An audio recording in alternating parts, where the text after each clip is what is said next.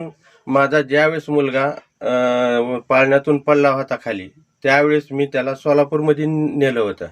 सोलापूरमध्ये नेल्यानंतर त्यावेळेस तिथं कुणीच सहकार्य केलं नाही, पण अर्चनाताईंनी मला सहकार्य केलं. सहकार्य केलं म्हणजे तो त्यांना माहीत झाल्यानंतर लगे त्यांनी तातडीने तुळजापूरला मीटिंग असताना सध्या मीटिंग सोडून ती सोलापूरला आले. सोलापूरला येऊन त्यांना चालायला येत नव्हतं.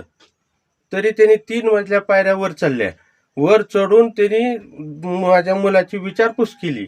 बघितलं सगळी कंडिशन बघून त्यांनी डॉक्टरजवळ गेले. डॉक्टरला बोलले तर डॉक्टर थोडं उडू करायला लागले म्हणून त्यांनी राणादादाला फोन केला परत.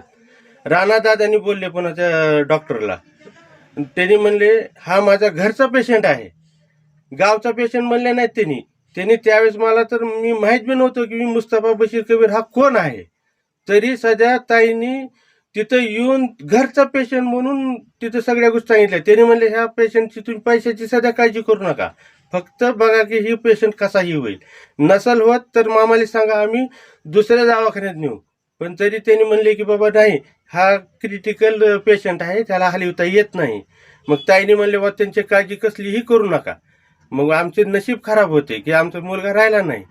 मुलगा नाही राहिला तरी सध्या ज्यावेळेस मुलाला आणायचं होतं, त्याचं ते पोस्टमॉर्टम करायचं होतं, तर त्यांनी राणादादाला माहीत झालं. राणादादाला माहीत झाल्यानंतर त्यांनी तामलवाडीचे 2 कार्यकर्ते आमच्याजवळ पाठविले.